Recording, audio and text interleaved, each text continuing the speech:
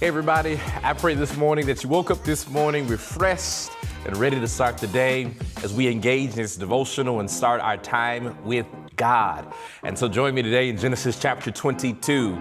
We're going to verse 5 today. Genesis chapter 22, verse 5. We're going to hang out there for a couple of days. Verse 5 says these words. And he said to his servants, "Stay here with the donkey while I and the boy go over there. We will worship and then we will come back to you." Today, I want to talk about leaving donkeys and servants. Leaving donkeys and servants. You should know that some people in your life are meant to be with you for a lifetime, while others are only meant to be with you for a certain period or season. God places people in our lives at the right moments, but not everyone is intended to stay forever.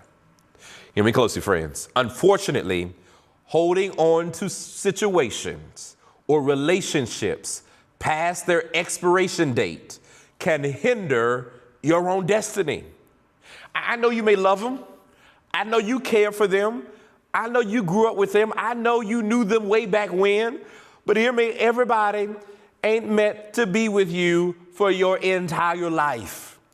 It's essential then to seek God's guidance in discerning who we should be with and for how long, understanding his help, rather avoids getting stuck in places or with people that may hinder our progress. We see it here in our text in Genesis chapter 22, verse 5, as Abraham is following God's command to ascend to this particular mountain. He pauses for a moment and he turns around and he tells his servants and he tells his donkey, "Y'all can stay behind. Me and the boy got this."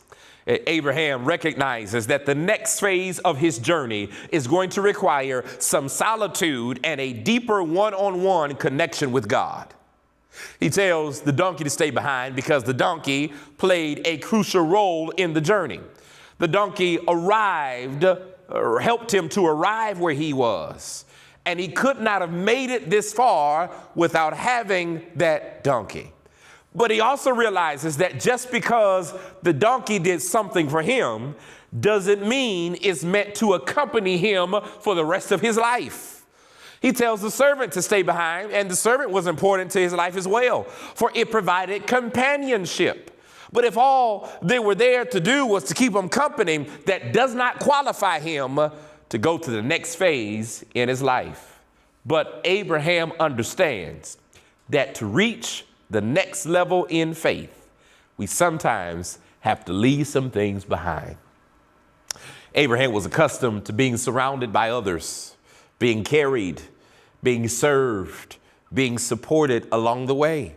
However, he realizes that to move forward in God's plan for his life, he must make some adjustments and, yes, even embrace solitude. This decision shows that at times we must assess the people around us and recognize that not everyone can go with us to where God is calling us. Not everyone will be able to understand or be able to handle the transformation that God is trying to work on the inside of you. Abraham's donkey and servants were used to seeing Abraham in control and being the one to direct the next move.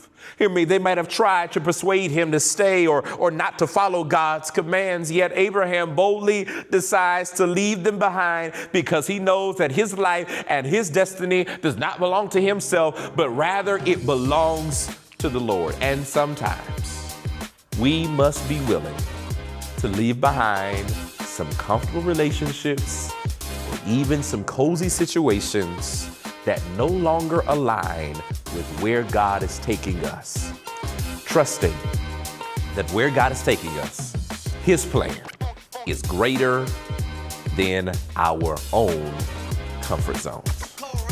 Friends, yes, sometimes we have to leave behind the donkeys and the servants so we can pursue God's will.